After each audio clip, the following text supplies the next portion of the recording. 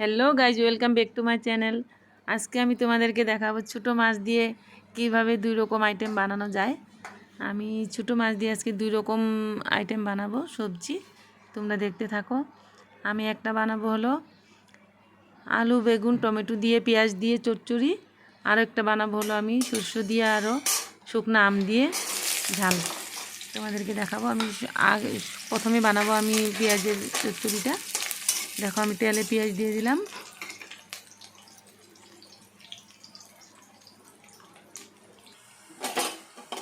পেঁয়াজটা আমার ভাজা হয়ে গেছে। এখন আমি সবজিগুলো দিয়ে দেবো। এখানে আলু টমেটো আর বেগুন আছে।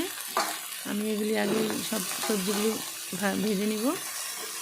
আমি ছোটো মাছগুলো এখনও দেবো না, কেন এখনও মাছগুলো যদি দিয়ে দিই তাহলে ভেঙে যাবে। তার জন্য আমি আগে সবজিটা সিদ্ধ করে নেব। এখন লবণ হলুদ দিয়ে দেবো।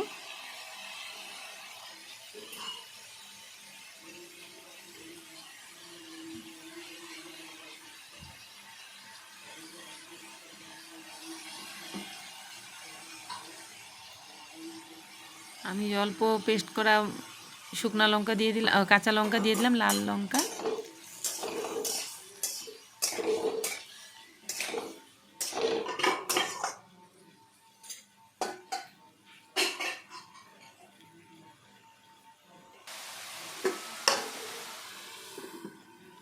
ঢাকা দিয়ে দিলাম।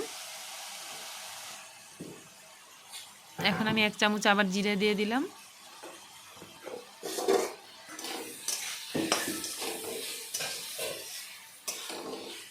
আমরা পেঁয়াজ দিয়ে চচ্চড়ি বানালে আমরা জিরা দিই, আর যদি আমরা টক দিয়ে ছোটো মাছ বানাই সরষে দিয়ে তাহলে আমরা জিরা দিই না। আমি এইভাবেই রান্না করি। আমার রান্নাটা তোমরা দেখো।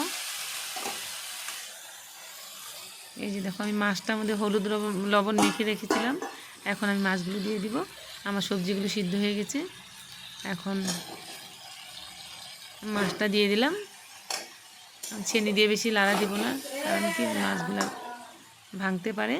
তার জন্য আমি ছেনি দিয়ে বেশি দিব না। আমি কড়াই দিয়ে আরেকবার লাড়া দিয়ে তারপর আমি ঝোল দিয়ে দিব এখানে।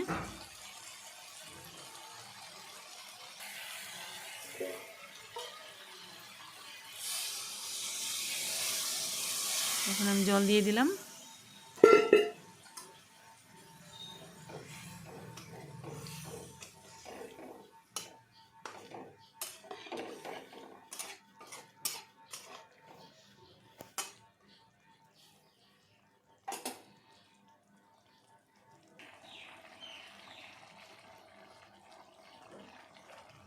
আমি এখন কালারের জন্য অল্প শুকনা কাশ্মীরি মরিচের গুঁড়ো অল্প দিয়ে দিলাম।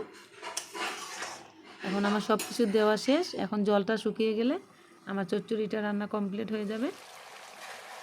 জলটা আর অল্প শুকাবে। সবাই সব সব রকম বানায়, কিন্তু আমি আমি কিন্তু চচ্চড়ি বানালে মাছগুলো ভাজি না কোনো দিনও। মাছ ভেজে দিলে কিন্তু চচ্চড়ির স্বাদটা একটুকু পাওয়া যায় না। আর কাঁচা মাছটা দিলে মাছটার চচ্চড়িটা অনেক স্বাদ হয় খেতে। আমার তরকারিটা হয়ে গেল, আমি এখন নামিয়ে দিব।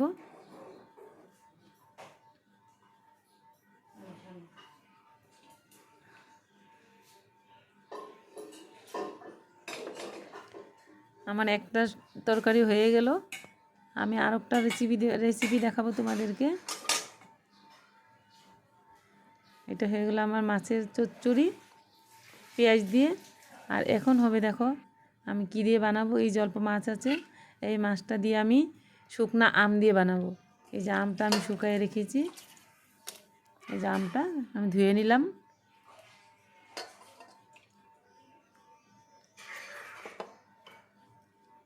আমার বাকলাগুলো শুলো হয়নি, আমি এমনি শুকিয়েছি। আর আমি এখন লবণ হলুদ আর শুকনো লঙ্কা দিব, এখানে আর কিছু দিব না। আর লাস্টে আমি অল্প শস্য দিয়ে দিব। এখন আমি একসাথে কাঁচা লঙ্কা কয়েকটা দিয়ে দিলাম। আমি একসাথে মেখে নিব সব কিছু। এই যে মরিচের পেস্টটা আমি দিয়ে দিলাম সম্পূর্ণ। এখানে অল্প মরিচ বেশি দিব আমি।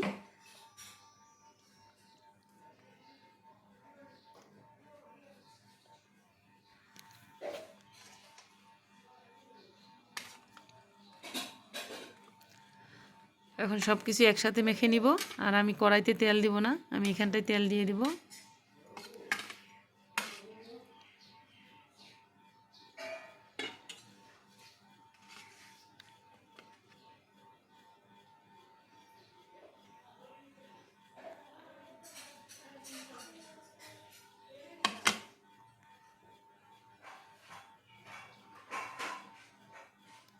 খুব বেশি একটা তেল দিব না।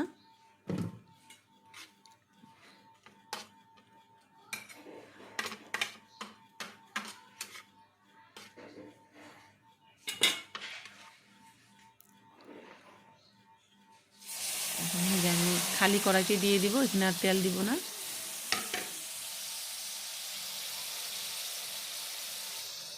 এটা আমি লাড়াচাড়া করে অল্প ঝোল দিব, তারপরে ঝোলটা হলে আমি অল্প শস্য বাটাটা দিয়ে দিব, তারপরে আমার রান্নাটা কমপ্লিট। আমি দেখো অল্প ঝোল দিয়ে দিছি, এখন আমি শস্য দিয়ে দিব। কালো আর সাদা শস্য দুইটা আমি একসাথে মিশিয়ে বেটে নিয়েছি।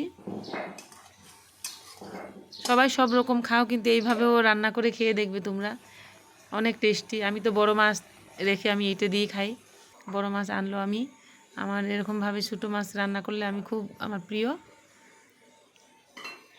আর আমার ভিডিওটা যদি তোমাদের ভালো লাগছে তাহলে তোমরা লাইক সাবস্ক্রাইব করবে। এই যে দেখো আমার শস্যর তরকারিটা হয়ে গেল।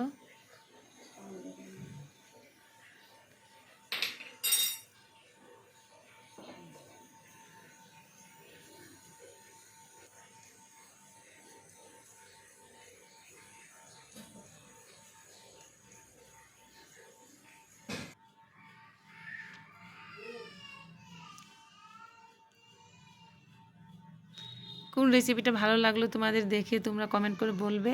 আজকের জন্য বাই, শুভ দুপুর সবাইকে।